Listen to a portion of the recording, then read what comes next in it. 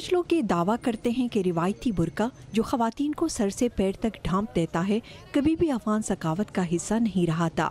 در دوران حکومت طالبان خواتین کے لیے لمبا برقع طالبان کے دور اقتدار میں لازمی بنایا گیا تھا۔ ہم برقعے کے پس منظر پر روشنی ڈالنا چاہتے ہیں کیونکہ برقع پہننا ہماری ثقافت کا حصہ نہیں ہے اور ہم اس سے گریز کر سکتے ہیں۔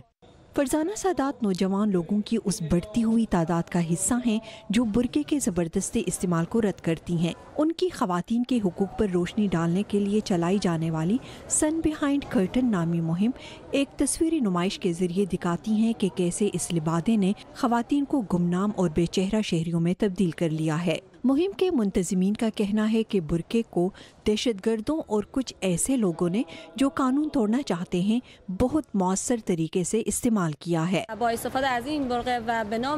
برقع استعمال کر کے اور خواتین کا بھیس بدل کر بدقسمتی سے بہت سے برے اقدامات مثلاً بدکاری، لوٹ مار اور خودکش حملے ہو رہے ہیں، اور بدقسمتی سے ایسا ہو رہا ہے کہ خواتین کے ساتھ احترام کے برتاؤ کے باعث برقع پوشوں کو چیک نہیں کیا جاتا۔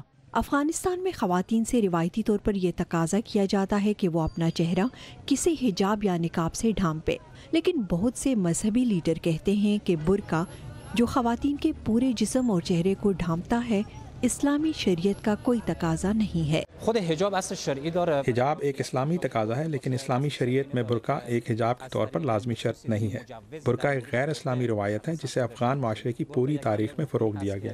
تاہم کچھ افغان خواتین اس مہم کی کچھ زیادہ حامی نہیں ہیں، جن کی دلیل ہے کہ برقع پہننے سے وہ خود کو زیادہ محفوظ اور مطمئن محسوس کرتی ہیں۔ میں ذاتی طور پر سمجھتی ہوں کہ برقع ایک اچھی چیز ہے کیونکہ یہ میرے جسم کو مناسب طریقے سے ڈھانپ دیتا ہے، اور جب میں گھر سے باہر جاتی ہوں تو لوگ میرا جسم نہیں دیکھ سکتے۔ افغانستان کے دور دراز علاقوں میں بہت سی خواتین کو معاشرتی دباؤ اور الگ تھلگ کر دیے جانے کے خوف سے برقع پہننے پر مجبور کیا جاتا ہے۔ سن بیہائنڈ کرٹن نامی مہم برقع پہننے کے عمل کے بارے میں آگاہی بڑھانے کی توقع رکھتی ہے، جس پر مغرب کے کچھ ملکوں میں پہلے ہی پابندی عائد کی جا چکی ہے۔ ان کا پیغام یہ ہے کہ خواتین کے لیے اچھی مسلمان ہونے کے لیے یہ ضروری نہیں ہے کہ وہ بے چہرہ ہو جائیں اور نظر نہ آ سکیں۔ محمد احمدی کے ساتھ شہناز نفیس، اردو VOA۔